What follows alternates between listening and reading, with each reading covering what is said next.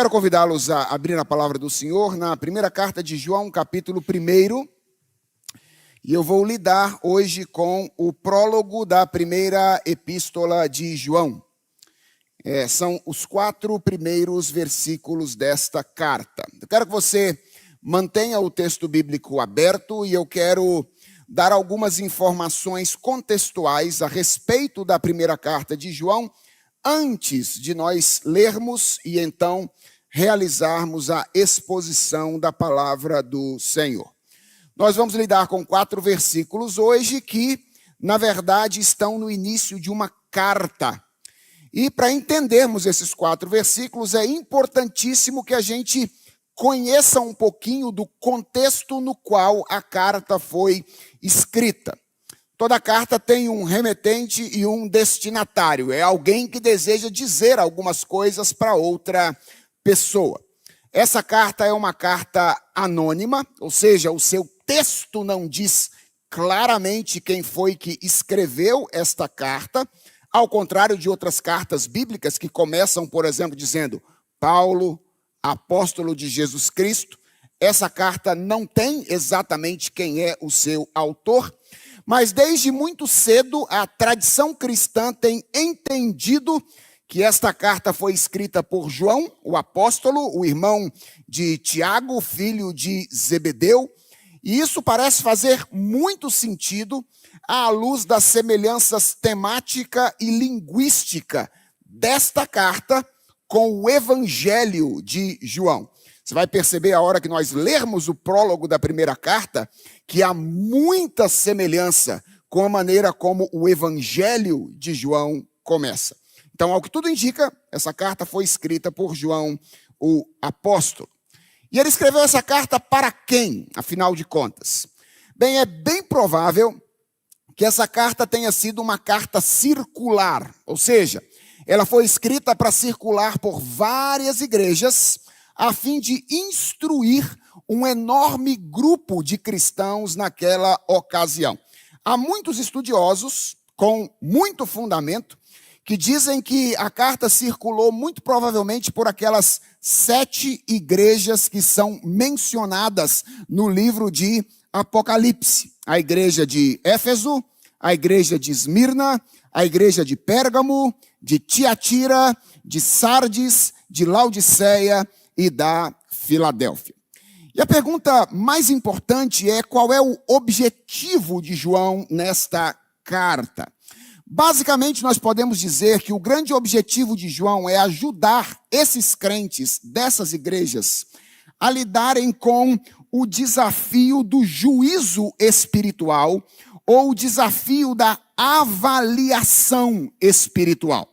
Se você der uma olhada, por exemplo, no capítulo 5 da primeira carta de João, no versículo de número 13, você vai perceber que João diz que ele escreveu essas coisas àqueles que creem no nome do Filho de Deus, a fim de que eles soubessem que eles têm a vida eterna. Ou seja, João escreveu essas coisas para que os crentes se autoavaliassem e pudessem concluir que eles eram filhos de Deus e possuíam a vida eterna. Mas ele também escreveu para que, além de avaliarem a si mesmos, os crentes pudessem avaliar as outras pessoas, especialmente aqueles que se apresentavam como mestres da palavra do Senhor. Se você der uma olhada no versículo 7 do capítulo 3 agora, você vai perceber que João diz o seguinte: filhinhos, não se deixem enganar por ninguém. Aquele que pratica a justiça é justo, assim como ele é justo. Então, João deseja que os crentes se autoavaliem, a fim de que saibam que são filhos de Deus, e que eles estejam preparados para avaliar outras pessoas, especialmente aqueles que se apresentam como mestres. E aqui, embora a gente ainda esteja na introdução, é importante fazer um esclarecimento. Porque nós vivemos em um tempo no qual é muito comum as pessoas dizerem que todo e qualquer juízo de terceiros que nós fazemos é algo pecaminoso. Algumas pessoas, inclusive, se valem das palavras de Jesus Cristo lá no Sermão do Monte, quando Jesus Cristo diz: não julgueis, para que vocês não sejam julgados, para fundamentar a ideia de que não se pode estabelecer nenhum tipo de juízo ou avaliação espiritual a respeito das outras pessoas. Isso, contudo, não é verdade, porque a Bíblia nos faz certas exigências que implicam o juízo espiritual de terceiros. Por exemplo, a Bíblia diz que nós não devemos andar em más companhias. A Bíblia diz que nós não devemos, ou que nós devemos fugir dos homens que são maus. A minha pergunta é: como é que nós vamos cumprir essas ordens da Escritura se nós não podemos estabelecer juízo a respeito das pessoas? Para que nós não andemos em más companhias, é preciso discernir quais são as pessoas que não são boas companhias. E além disso, a Bíblia nos orienta textualmente a fazer juízo de terceiros. Por exemplo, a Bíblia diz em 1 de João, capítulo 4, verso 1, que nós não devemos dar crédito a qualquer espírito, mas nós devemos provar os espíritos para ver se eles procedem de Deus. E a razão de João é porque muitos falsos profetas têm saído mundo afora. Vejam, irmãos, obviamente isso não significa que o juízo que nós fazemos esteja sempre correto. Não significa. Na verdade, isso também não significa que nós sempre façamos juízo pelas motivações adequadas, corretas. Muito pelo contrário, por causa do pecado que em nós habita, muitas vezes nós agimos mal ao fazer juízo das pessoas. Por exemplo, nós julgamos motivados por razões escusas, porque nós nos achamos superiores às outras pessoas. Nós julgamos, às vezes, com injustiça, não levando em conta a realidade dos fatos. A gente sempre tende, quando nós estamos avaliando as pessoas motivadas por razões ruins, a enfatizar o que elas fazem de ruim e ignorar aquilo que elas fazem de bom. Nós, às vezes, julgamos com impiedade, desprovidos de misericórdia. Nós, às vezes, fazemos juízos que são absolutamente unilaterais. Usamos alguns critérios para os outros que nós não usamos para nós mesmos na nossa autoavaliação. Tudo isso é verdade. Mas o que eu quero que você saiba é que a resposta para esse desajuste da nossa capacidade de julgar não é a suspensão do juízo, é a correção do juízo, ou é a reorientação do juízo.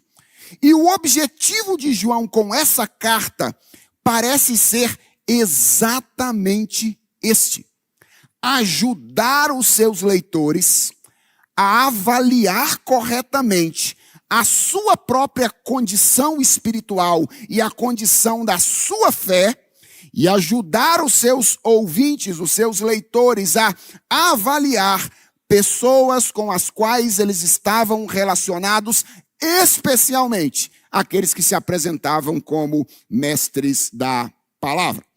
E a pergunta talvez seja: por que João gasta tanto tempo preocupado com essa questão do juízo espiritual? E a resposta tem a ver com a situação histórica daquela época. Estima-se que a primeira carta de João tenha sido escrita nos anos finais do primeiro século, por volta do ano 85 a 90 depois de Cristo, quando dois movimentos se tornavam muito populares entre a igreja. Um primeiro movimento, a respeito do qual eu creio vocês já ouviram falar, é o movimento do gnosticismo, que vem da palavra gnose, que é a palavra grega para conhecimento, que não era propriamente uma doutrina. O gnosticismo era mais uma postura. era o entendimento de que a vida espiritual é algo exclusivo para um pequeno grupo de pessoas a quem um conhecimento misterioso é revelado. Sabe aquela postura de seita? Aquela postura elitista que diz Deus revelou um conhecimento especial para nós, que ele não revelou a absolutamente ninguém, e apenas as pessoas que fazem parte deste grupo têm relação com Deus. Isso é muito característico do gnosticismo. O gnosticismo era uma postura gnóstica que atrelava a relação com Deus a um tipo de conhecimento especial, revelado especialmente a um grupo particular. E os gnósticos daquele período, eles eram adeptos de uma outra ideia, uma ideia bem comum ao longo da história da igreja, que acabou se tornando muito influente, que consistia na tentativa de estabelecer uma distinção radical entre materialidade e imaterialidade. Ou uma ideia que dizia que tudo aquilo que é material é mal e tudo aquilo que é espiritual ou imaterial é bom.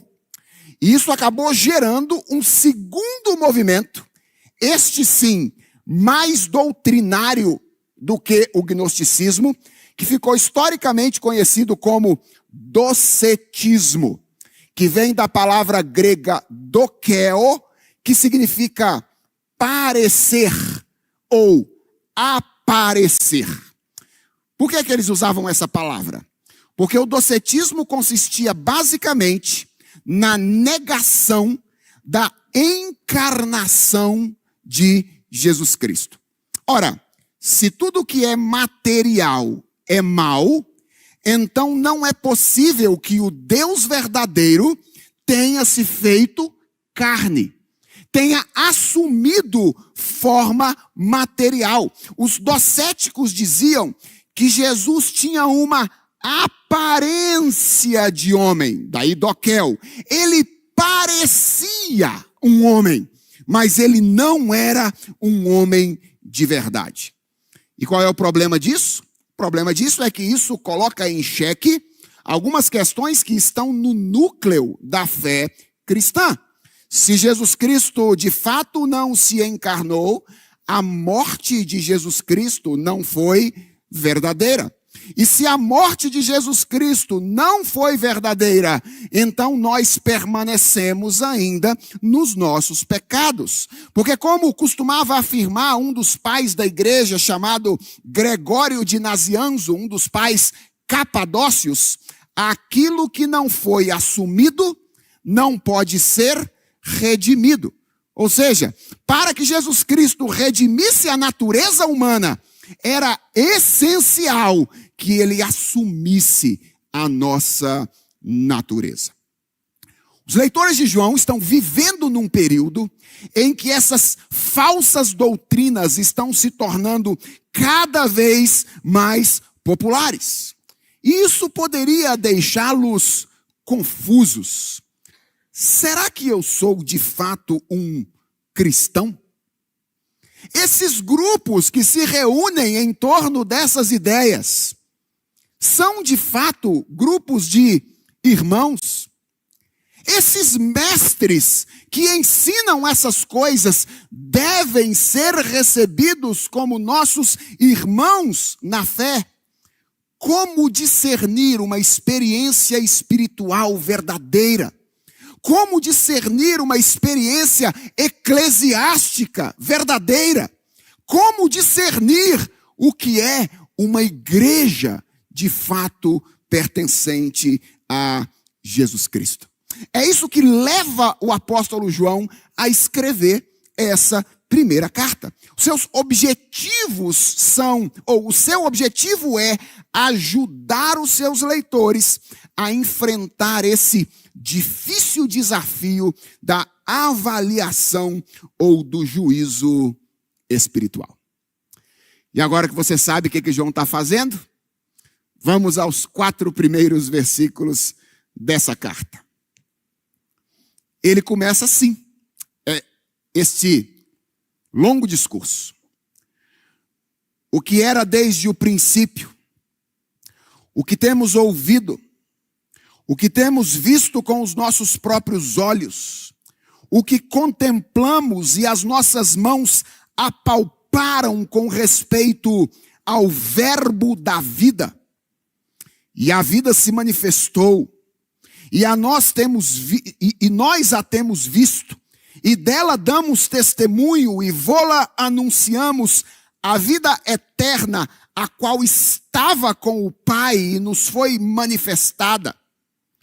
O que temos visto e ouvido, anunciamos também a vós outros, para que vós igualmente mantenhais comunhão conosco.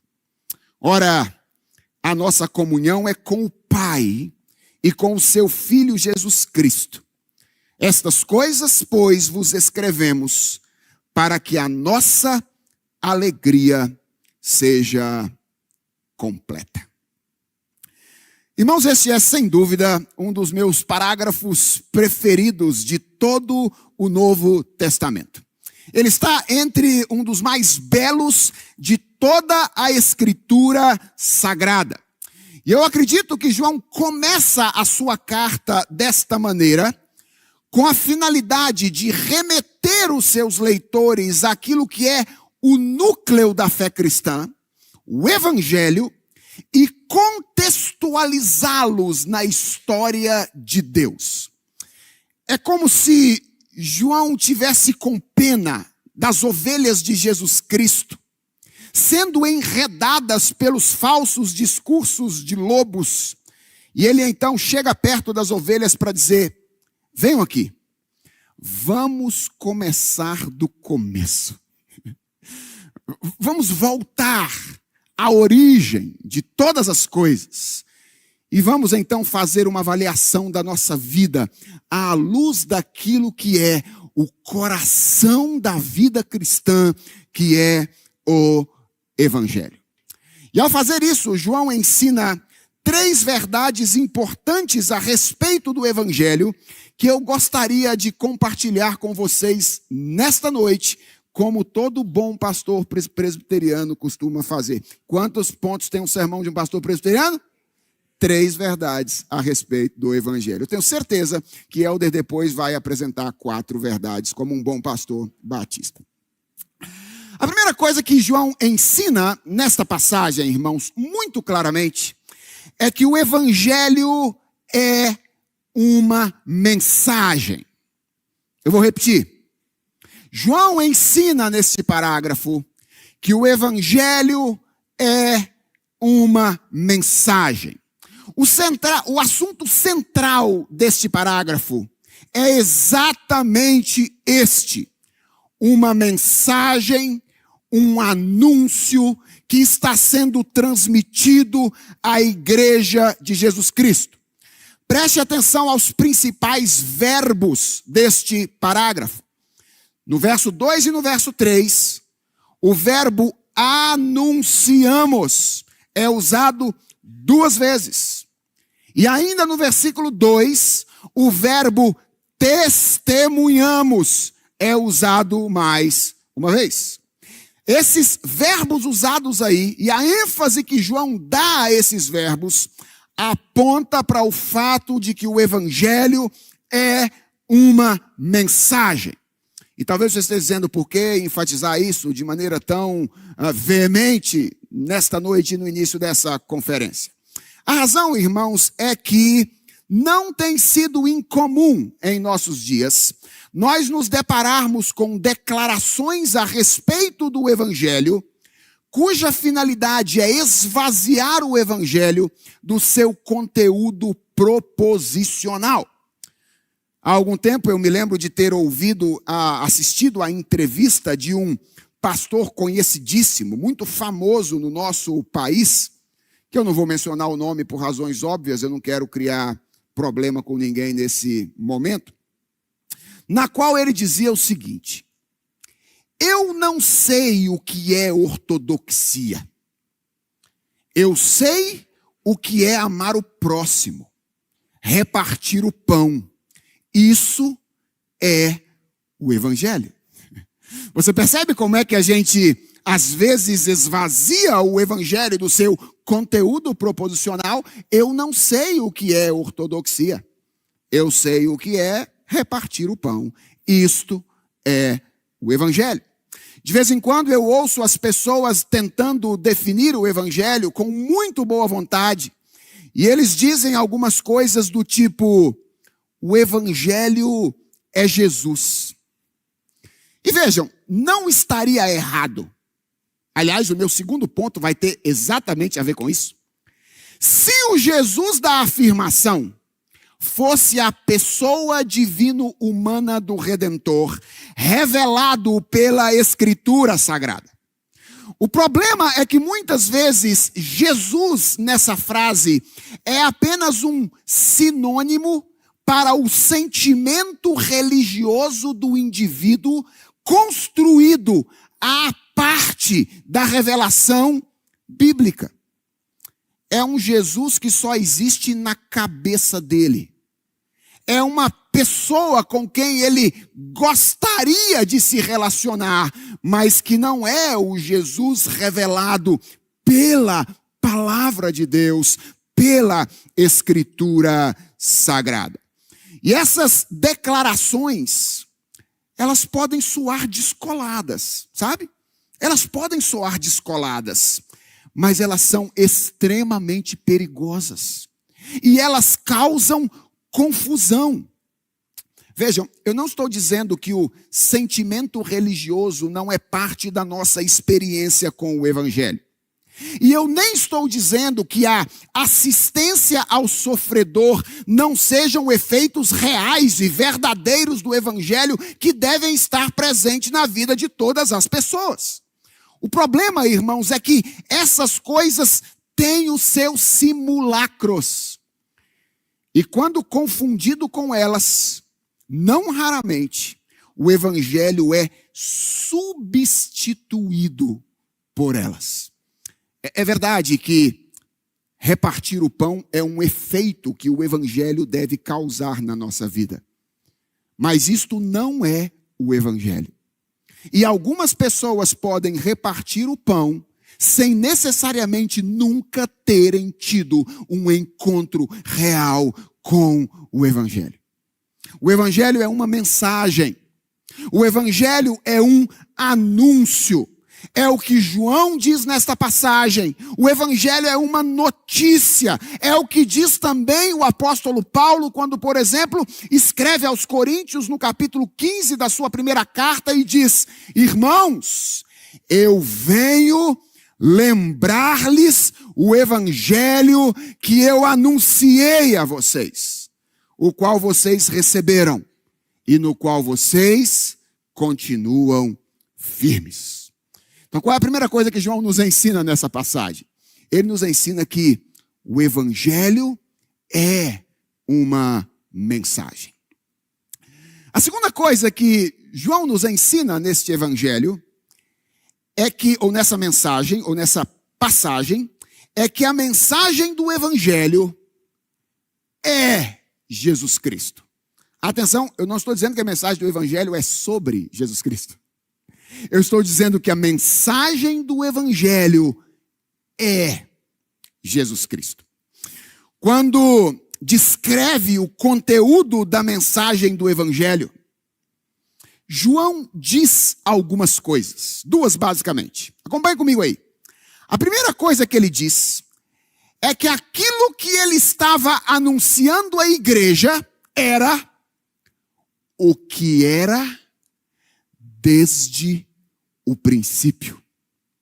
Essa expressão nos remete imediatamente a duas outras passagens bíblicas. Primeiro, ao prólogo do Evangelho de João, que começa dizendo: no princípio era a palavra. A palavra estava com Deus e a palavra era Deus. E em segundo lugar, essa afirmação, eu anuncio para vocês o que era desde o princípio, nos remete a Gênesis, capítulo 1. Porque Gênesis começa dizendo, no princípio, Deus criou os céus e a terra. A terra era sem forma e vazia, e o Espírito de Deus pairava sobre a face das águas. E então, disse Deus. A palavra de Deus se revelou. O princípio ao qual João se refere aqui é o princípio de todas as coisas. João desejava que os seus leitores soubessem que o anúncio que eles estavam recebendo não dizia respeito a algo meramente temporal, mas dizia respeito a algo primariamente eterno. A mensagem do Evangelho não tem a sua origem no tempo e no espaço. A mensagem do Evangelho tem a sua origem na eternidade, embora se concretize ou se efetive historicamente no tempo e no espaço. E essa é a segunda coisa que João diz a respeito da mensagem do Evangelho aqui. Que essa mensagem que tem origem na eternidade e que ele está agora anunciando à igreja é uma manifestação temporal daquilo que é desde o princípio. Veja que a palavra-chave do versículo 2 da passagem que nós estamos analisando é a palavra manifestação. Ou seja, aquilo que era desde o princípio, diz João, se manifestou no tempo e no espaço. E isso aconteceu, diz a passagem, de modo tão concreto, eu quero que você perceba isso, que João descreve a relação que ele teve com a manifestação temporal da palavra de Deus como uma relação que foi mediada pelos sentidos. E por que é que ele está fazendo isso? Porque há um grupo de teólogos anunciando que Jesus Cristo não veio em carne. E aí João diz que a relação que ele teve com a palavra de Deus, como um apóstolo que caminhou, que andou com a palavra encarnada, foi tão concreta e tão real que ela foi mediada pelos seus sentidos. Ele diz, por exemplo, que ele ouviu a palavra de Deus. Com os ouvidos dele, a palavra de Deus falou a ele.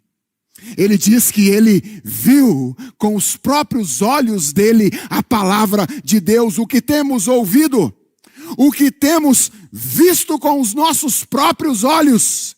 Ele diz mais, eu toquei a palavra. Ela era, ou ela é, ou ela se fez carne e osso.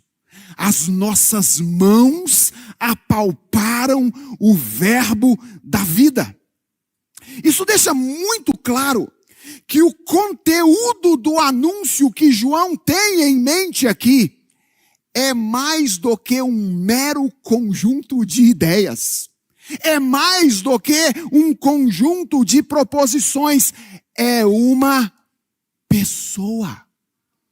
A palavra de Deus, a eterna palavra de Deus, é o eterno Filho gerado do Pai, um com o Pai, a quem nós adoramos trinitariamente quando cantamos nessa noite. Santo, Santo, Santo. A palavra de Deus é uma pessoa. Foi por isso que eu disse no ponto anterior que não está de todo errado dizer que o Evangelho é Jesus Cristo. Aliás, está corretíssimo, desde que o Jesus Cristo, que é afirmado por essa expressão, não é ou não seja um Jesus Cristo imaginado e experimentado apenas subjetivamente na nossa própria experiência, mas seja o Jesus Cristo revelado pela Escritura Sagrada. O Cristo dos profetas, o Cristo dos apóstolos, que nós conhecemos não primariamente na nossa subjetividade, mas por meio da palavra que ele mesmo revelou, inspirando-a pelo seu Espírito Santo. Veja, há um detalhe interessante aqui. Percebeu que João não escreve no singular, mas ele escreve no plural?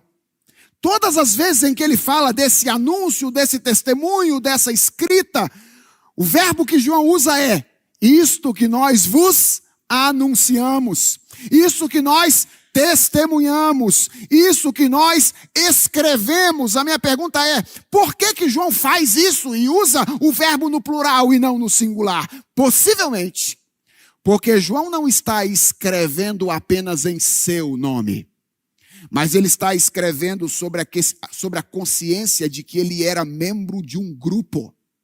O grupo apostólico responsável por lançar os fundamentos da igreja, que é a coluna e baluarte da verdade. Então João começa dizendo: o evangelho é uma mensagem. Ele prossegue dizendo: o evangelho é Cristo. Parece estranho para nós, não é? Porque quando a gente pensa numa mensagem, a gente sempre pensa na nossa mensagem, na mensagem que a gente está transmitindo para as outras pessoas. Mas esse já é um movimento secundário. A primeira mensagem é a mensagem de Deus para nós. E a mensagem de Deus para nós é uma mensagem que veio em carne e osso. É o seu Filho encarnado na plenitude dos tempos. É por isso que João diz: Jesus é o evangelho, é a mensagem de Deus para nós. E João termina dizendo, ou ensinando, em terceiro lugar, que o evangelho, este anúncio, esta mensagem, primariamente encarnada, mas depois escriturada, promove comunhão e alegria. Vocês perceberam isso? Qual é a finalidade com a qual essa mensagem estava sendo anunciada? Veja o que dizem os versículos 3 e 4. Ele diz assim: o que temos visto e ouvido, anunciamos também a vocês. E essa frase, para mim, precisa ficar guardada no seu coração. Para que vocês, atenção a esse advérbio, igualmente mantenhais comunhão conosco. Ora, a nossa comunhão é com o Pai e com o seu Filho Jesus Cristo. Estas coisas, pois, vos escrevemos para que a nossa alegria seja completa. João termina esse início da sua primeira carta mostrando que há uma tripla finalidade no anúncio do evangelho.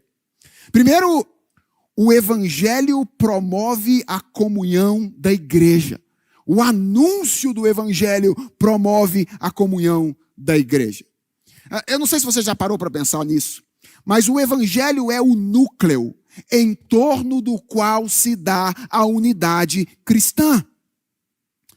Nós cristãos, irmãos, não nos reunimos em torno de uma experiência estética. Igreja não é uma casa de show, certo? Nós não nos reunimos em torno de uma experiência estética. Nós não nos reunimos em torno da construção de relacionamentos.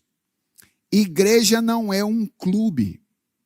Eu não estou dizendo com isso que não haja beleza nas nossas manifestações públicas e culticas, nem que a dimensão relacional não seja algo importante na nossa experiência cristã. Mas nenhuma dessas coisas é o núcleo da nossa unidade. Nós somos o povo que se reúne em torno do Evangelho. O que é que nos une? É o fato de que nós comungamos da mesma fé, no mesmo Senhor, fomos alcançados pela mesma mensagem. Quando nós recebemos e acolhemos de modo confiante o Evangelho, o que João está dizendo aqui é que, misteriosamente, nós passamos a fazer parte dessa comunhão histórica que une todos os crentes, em todas as épocas, em todos os lugares, chamada igreja. Nós anunciamos essa mensagem a vocês, para que vocês tenham comunhão conosco. Nós apóstolos, transmitindo essa mensagem para vocês de segunda geração, para que nós de primeira e vocês de segunda, não categoria, geração, sejamos um. Mas há uma outra finalidade. João diz que o anúncio do Evangelho não promove apenas a comunhão entre a igreja, a comunhão da igreja. Promove também a comunhão com Deus. João diz, a nossa comunhão é com o Pai e com o seu Filho, Jesus Cristo.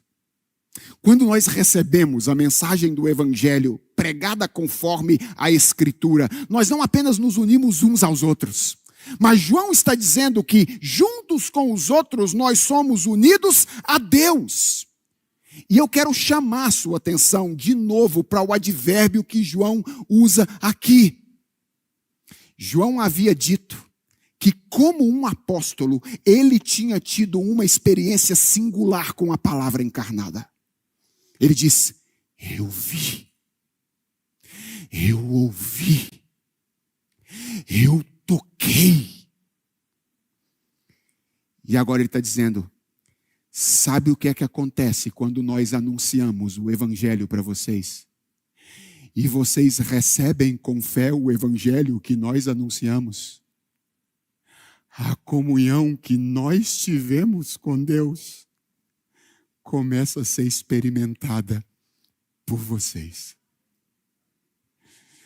A gente sempre tende a olhar para trás e imaginar que o tipo de comunhão que os homens do passado tiveram com Deus foi diferente da comunhão que nós temos com Deus. O que João está dizendo é que se nós recebemos como palavra, a palavra que procede de Deus e cremos nela, não existe diferença entre quem andou com Jesus Cristo e quem recebe o Evangelho hoje. A experiência é da mesma natureza, porque Cristo habita em nós. Deixa eu mostrar um negócio a vocês, que eu acho belíssimo. Abra a Bíblia de vocês em Gálatas, carta aos Gálatas. Carta aos Gálatas.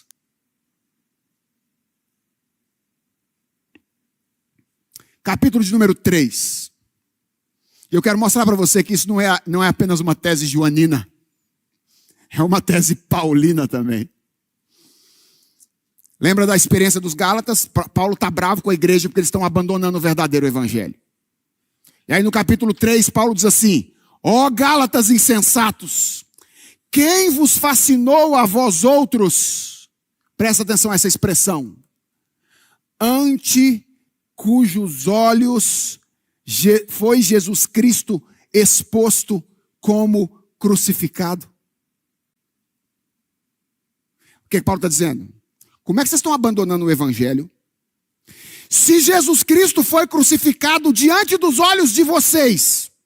Irmãos, os Gálatas eram da Galácia. Eles não estavam em Jerusalém no dia que Jesus Cristo foi morto. Mas Paulo está dizendo que Jesus Cristo foi crucificado diante dos olhos deles. A pergunta é: quando foi que isso aconteceu? Olha a continuidade. Quero apenas saber isto de vocês. Vocês receberam o Espírito pelas obras da lei ou pela pregação da fé? Porque se vocês receberam a pregação da fé, a pregação da palavra de Deus, e receberam com fé essa pregação, então Jesus Cristo foi crucificado diante dos olhos de vocês. A experiência que vocês têm com Deus não é uma experiência pequena. A mensagem do Evangelho nos une uns aos outros. A mensagem do Evangelho nos une verdadeiramente a Deus. E por último, o anúncio do Evangelho promove alegria. Aquela verdadeira alegria, que não consiste em outra coisa senão ser amado pelo Senhor e aprender a amar o Senhor dia após dia por meio da mediação do Espírito Santo e do seu Filho Jesus Cristo. Ao contrário do que diziam os gnósticos, o que João está dizendo é que redenção e vida não são conquistas de um pequeno grupo de pessoas que consegue desvendar um mistério. Redenção e vida são dádivas que Deus concede a todos aqueles que recebem o Evangelho e creem nele. Ao contrário do que diziam os docéticos, João está dizendo que a palavra de Deus se fez carne, habitou entre nós, e o encontro que podemos ter com ela é muito mais verdadeiro, apesar do tempo e do espaço que nos distam daquilo que a palavra fez enquanto esteve nesse mundo, do que nós podemos imaginar. O que João está fazendo aqui para caminharmos para o final? João está propondo uma espécie de recontextualização para os seus leitores. Ele está dizendo assim, sai do burburinho desses falsos evangelhos. Sai dessas mensagens estranhas que vocês estão ouvindo. Venham aqui, vamos começar do começo. E o começo é: Deus falou conosco. A palavra eterna de Deus, a mesma que criou todas as coisas, que trouxe toda a realidade à existência, se manifestou no tempo e no espaço na pessoa de Jesus Cristo. Algumas pessoas viram, ouviram, tocaram e estão anunciando esta palavra para vocês de João. Eles receberam do próprio Senhor Jesus Cristo a tarefa de espalhar essa mensagem ao maior número de pessoas. E quando vocês recebem esse anúncio com fé, vocês se unem a eles e passam a desfrutar espiritualmente da mesma relação que eles tiveram com Deus quando eles tiveram contato com essa palavra. Irmãos, nós vivemos dias semelhantes àqueles que João viveu. As posturas e doutrinas não são exatamente as mesmas, embora o gnosticismo não esteja exatamente morto, mas há uma pluralidade de posturas e ideias a respeito de Jesus Cristo, que também podem nos deixar confusos. Olha, se você acompanha o mercado evangélico, sim, o mercado evangélico, eu vou repetir, mercado evangélico. Você sabe que tem Jesus para todo gosto no mercado.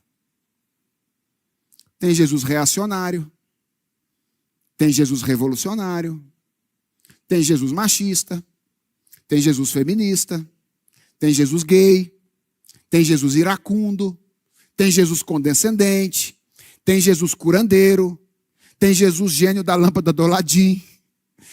Tem Jesus para todo gosto no mercado. E a pergunta é: como é que a gente pode saber se a gente está no caminho certo? Como é que a gente pode saber se a gente está numa igreja onde Jesus é verdadeiramente o Jesus da Escritura. Essa carta de João foi escrita para isso, para nos ensinar isso. E a dica prática que ele oferece para nós hoje, é a seguinte: procure enxergar o que está no núcleo da sua experiência espiritual. Procure enxergar o que está no núcleo daquilo que você, enquanto membro de igreja, anda fazendo. Em outras palavras, o que João está dizendo é o seguinte, ó. Esquece os cargos que você exerce na igreja. Esquece. Certo? Esquece que você faz parte de uma denominação. Esquece. Tira isso da cabeça. Ignore que você foi treinado a vida inteira em hábitos religiosos específicos. Esquece tudo isso, certo? Você consegue enxergar Jesus? E se maravilhar com Jesus, simplesmente por quem Jesus Cristo é. Você quer saber se você está numa igreja verdadeira? Tira toda a parafernália que é às vezes necessária para que a gente experimente a vida cristã nesse mundo. Tira os instrumentos musicais, tira o templo confortável, tira eventualmente as estruturas de organização que eventualmente a gente tem. Tira tudo isso, tira tudo isso. Jesus permanece no lugar onde ele deveria estar. Se ele permanecer, você conseguir enxergá-lo, e a beleza dele brilhar diante dos seus olhos, isso é um sinal de que a sua experiência religiosa é verdadeira. Isso é um sinal de que a igreja na qual você está inserido é uma igreja verdadeira. Mas se quando essas coisas somem, Cristo some junto, não é com o verdadeiro Cristo com quem nós estamos nos relacionando. Aliás, quando você precisar avaliar outras pessoas, mestres cristãos, por exemplo, sigam o mesmo caminho. Pergunte-se, quando esse cara fala, eu enxergo Jesus?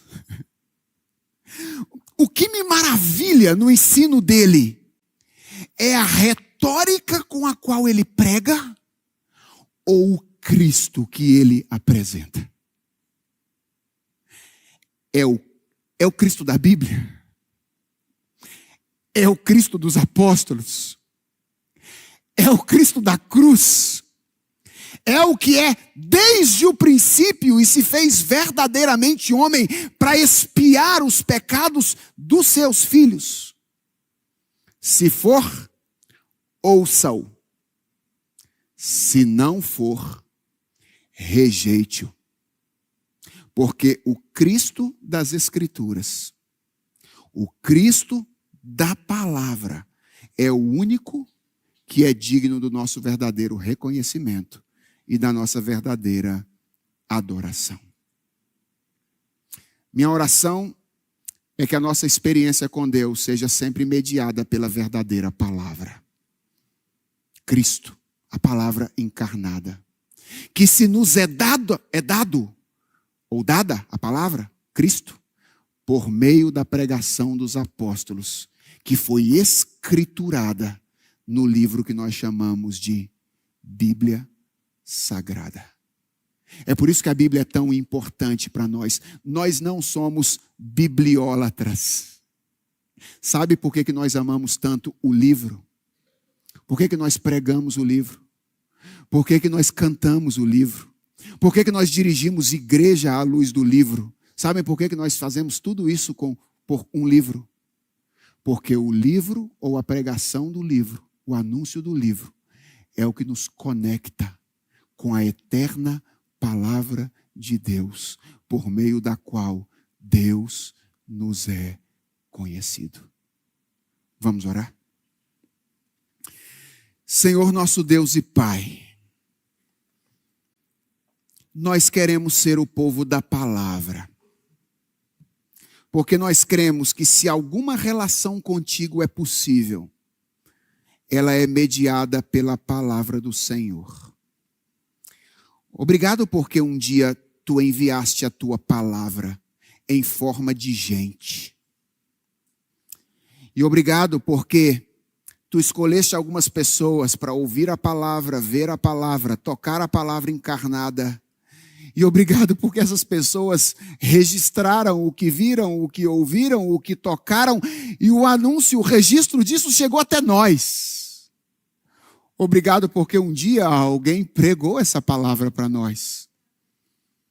E obrigado porque um dia o teu Espírito fez com que a fé fosse gerada em nosso coração e nós confiamos nesta palavra. Fomos conectados à palavra e agora conectados a Ti.